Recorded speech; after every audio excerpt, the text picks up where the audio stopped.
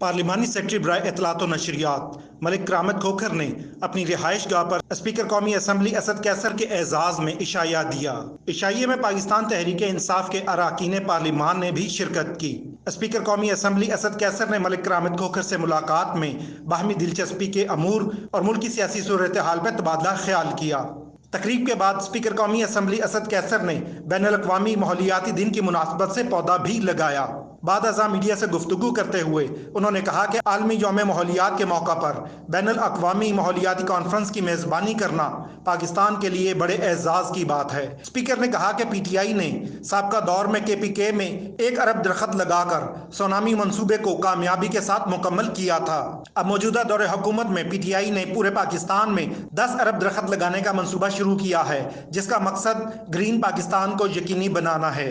असद कैसर ने कहा, हर एक को अपने घर में कम अज कम 1 दरख्त लगाना चाहिए।